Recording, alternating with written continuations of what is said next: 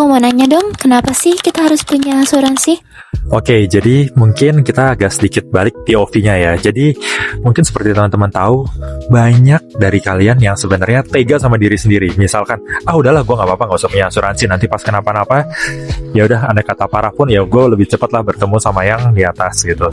Tapi pertanyaannya sebenarnya mungkin teman-teman tega nggak sih kalau misalkan itu terjadi di anak dan istri ataupun orang tua? Itu yang mungkin harus teman-teman tanya ke diri sendiri. Jadi andai kata ada anak sakit keras dan kemudian teman-teman nggak bisa bawa anak teman-teman ke rumah sakit atau kasih pengobatan yang terbaik, atau ada orang tua sudah besarin teman-teman tapi sekarang pas orang tua butuh teman-teman nggak bisa kasih pengobatan yang terbaik buat orang tua, sehingga mungkin orang tua atau anak teman-teman jadi lebih parah seperti itu sakitnya. Tentu pasti nggak ada yang mau ya, dan inilah yang sebenarnya mungkin gue selalu tanamin, kira-kira kita masih sayang nggak sih sebenarnya sama mereka?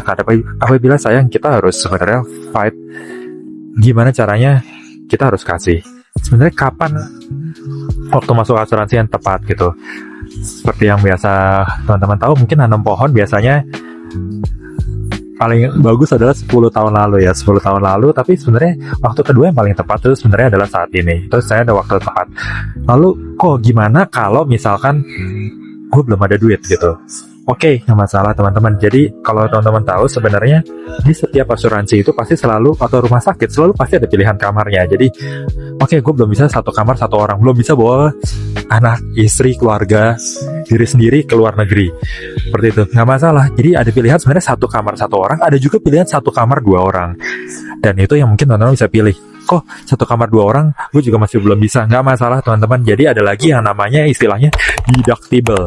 Jadi deductible ini apa? Jadi kita seperti kayak co-bayar. Jadi bayar secara bersamaan. Jadi ada pilihannya, itu adalah deductible tuh 4 juta. Jadi teman-teman setiap kali masuk rumah sakit itu akan bayar 4 juta. Kalau teman-teman lihat video yang sebelumnya, jadi biaya masuk rumah sakit itu 3 hari 2 malam aja, minimal penyakit biasa tuh 15 juta teman-teman. Jadi anggapannya seolah-olah 4 juta dibayar sendiri, sisanya itu dibayarkan oleh asuransi, seperti itu. Ini berlaku untuk semuanya ya. Jadi per masuk rumah sakit itu teman-teman harus bayar 4 juta, dan itu akan jauh lebih ringan. Bisa manfaatnya atau apa? Misalkan saya cerita di video yang sebelumnya, misalkan ada nasabah saya yang terkena patah tulang. Patah tulang itu 150 juta teman-teman. 150 juta sama, teman-teman cuma bayar 4 juta, nanti sisanya 146 juta itu akan dibayar sama asuransi.